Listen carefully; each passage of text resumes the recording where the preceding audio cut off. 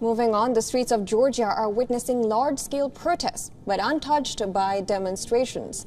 The country's parliament has voted to approve the third and final reading of the quote-unquote foreign agents bill.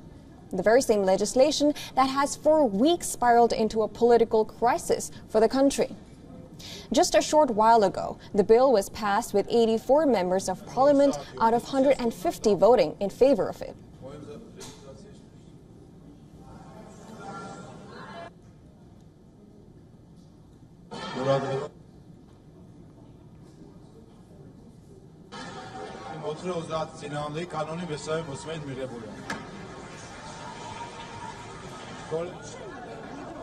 But it wasn't a smooth process. The unrest outside was mirrored by a scuffle inside the parliament as well. Lawmakers from the ruling party and opposition parties pushed each other while debating the contentious bill.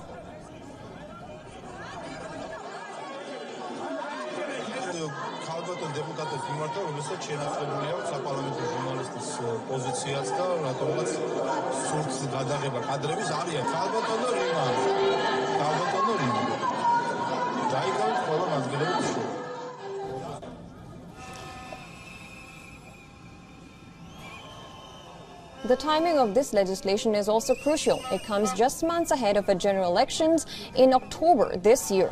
If the bill becomes a law before polls, the ruling Georgian Dream Party is likely to face pushback from voters and opposition alike, which can impact its run as the party is in power since 2012.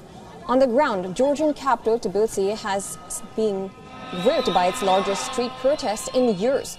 The opponents of the bill have been staging protests for a month now. A rally on Saturday was one of the largest Georgia has ever seen ever since it won its independence from Moscow in 1991.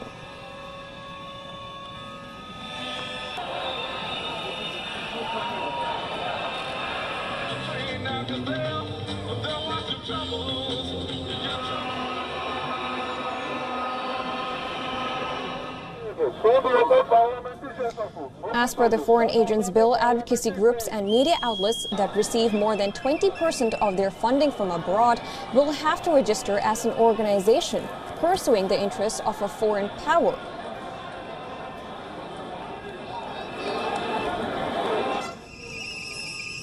The protesters accuse the ruling party of moving the Black Sea nation closer to Moscow, as Russia used a similar law to stifle dissent, targeting independent NGOs, journalists, and political opponents.